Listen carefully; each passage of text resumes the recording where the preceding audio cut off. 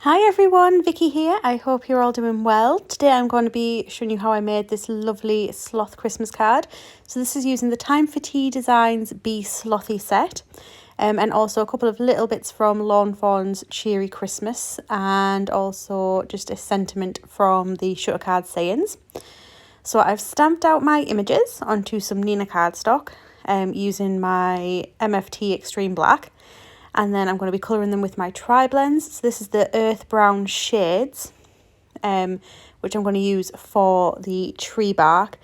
I have been after this stamp set for a couple of months now. I think I saw it on Instagram and got a little bit overexcited when I saw it because my cousin's girlfriend, Tamika, hi if you're watching, really loves sloths. Like absolutely desperately loves sloths. So every time I see them, it makes me think of her. So I desperately wanted some slothy stamps to do some cards for her. I'm going to use the citrus green blend on the leaves as well.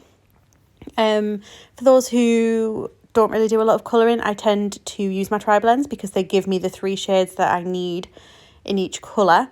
And I just blend in from dark to light, putting the darkest shade where I find the shade would naturally be. So the bottom of the branches or where the body would shade it from the light source. In the leaves I always tend to do down the middle. I'm using the brown grey blend and the brown grey shades for my actual sloth. So I'm using the darker ones for his body and the patches on his eyes, and then the lighter ones for his face. I've literally looked up so many sloths on the internet just to try and see what colour they are, and some of them look brown, some of them look grey, so I kind of thought I'd go with the grey sloth because I'm having a brown branch,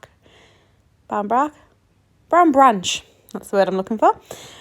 So as you can see, I'm just doing it in sections because obviously alcohol markers will blend better when they're wetter. It lets the alcohol move more freely before it all evaporates, so your markers will get lighter in tone. Your colours will get lighter as the alcohol evaporates as they dry. So some people do go way back in and do a second coat sometimes, but I find that these tend to give a really nice coverage, which makes me happy, so I'm quite alright with those. So I'm just going in and doing his little face. I just love his little smiley face as well. But yes, as I was saying, they'd been out of stock for ages, and as soon as I saw they were in the basket and they were purchased within about 10 minutes because I've been checking them daily. So these are just the dark reds, just for the little hat, and also for a couple of the little lights on the string of fairy lights. And then I'm using alpine green for 2 more of those little fairy lights. And then the last colour I'm going to use will be a yellow, and I'm not even doing any blend on the yellow because it is there's not much difference between the shades on this one, if I'm honest. And it looks quite nice and bright, so I've just cut those out with the corresponding dies, and I'm going to pop those to the side while I work on the next bits. So I have a 4 1/4 by 5 1/2 card blank, and then this is a 3 inches wide strip of paper from this My Favourite Things paper pad. I just liked that it had the fairy lights on. I thought I'd carry that on, and I've also cut myself a circle just with a hunky dory circle die, just to get a nice even circle, because I don't think anyone can cut a circle very neatly without a die, I'm not going to lie. These are just my Tim Holtz Distress Oxides. I ummed and I ahed about whether to blend from the bottom or from the top, to just put it on a white background. And I eventually decided to go with a bright centre, going out to the green edge. I think I just ummed and ahed about it for quite a while, and then decided that I thought those colours would be quite nice. They're not necessarily a traditional Christmas colour for a Christmas card. The green obviously would be, but the yellow is not something you see much on Christmas cards. But just with obviously the images that I was going for, I thought it worked quite nicely. And I'm just putting those on and blending those together. I'm not aiming to have it super thick blend. I kind of wanted it a little bit ruggedy, just obviously with it being the sloth, kind of like not a woodsy vibe, but a foresty vibe. That's the word I'm going for. So I'm going to stick this bit of patterned paper down to my card blank. So I'm just going to use some double-sided tape for that. So I've just got my little tape runner out to do that.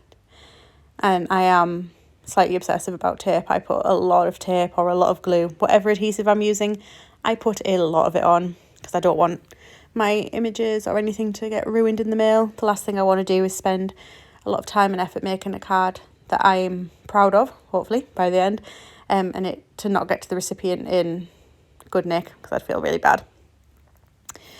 So next step in my little journey for this, I'm just going to use my heat tool just to make sure that the oxides are nice and dry, because I don't want anything to stick to them, because I am going to do some heat embossing on here. So I am going to just quickly pop my little images roughly where I'm going to have them, so I know exactly where I want to place my sentiment. Obviously if I don't, then I could put the sentiment too far down and then the image won't fit on, and that'd be a whole other kind of mess that we don't want to do. So I'm going to pop that image, that little sentiment down there, and pick it up with the door of my Misty, and then I can just move my images out of the way for now. I'm going to use my VersaFine black ink with my Cosmic Shimmer clear embossing powder, which I absolutely love this mix.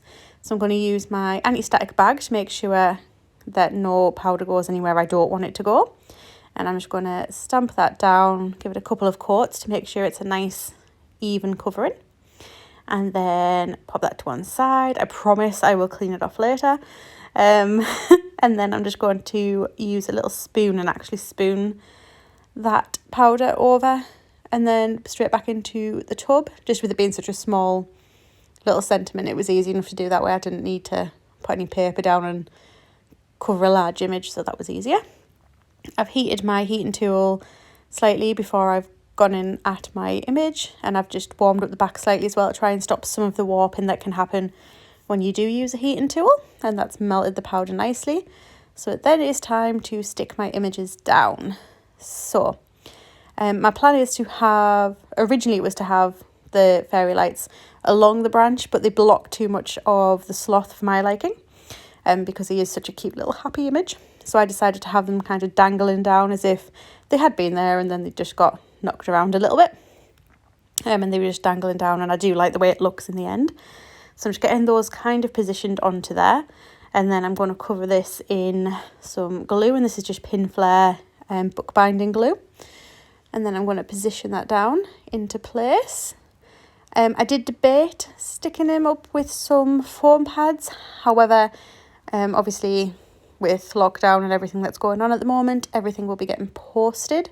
So I intended to put this entire focal panel on a foam pad, so I didn't want to have too many bits of foam tape, make it too thick for postage, which is why he's stuck down flat. And then I just popped a little dab of glue onto where his hat's going to go, and then I'm just going to use my little picky up tool to pop that into place. I find that works a little bit easier than trying to put glue onto a little teeny tiny piece that you're holding and then try and turn it over and put it in place.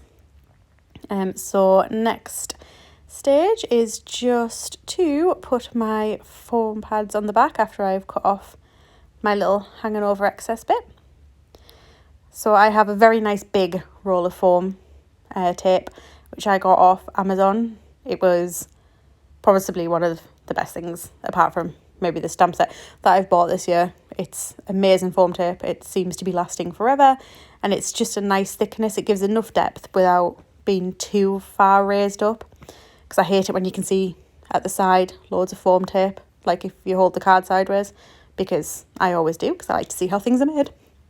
So I'm just going to take the backs off those, and then I'm going to position it to the left. I did debate centering it, but I've kind of got a little bit hooked on putting things slightly off centre, so that's kind of what I've done with it.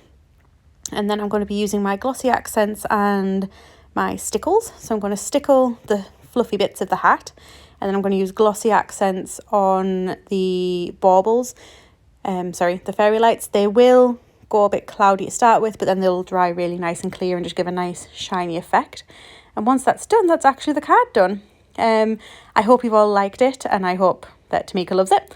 And if you have enjoyed this, please do hit like. If you would like to ask any questions, feel free to comment in the space below. And if you would like to subscribe and see more, I would love that. Thanks guys, bye.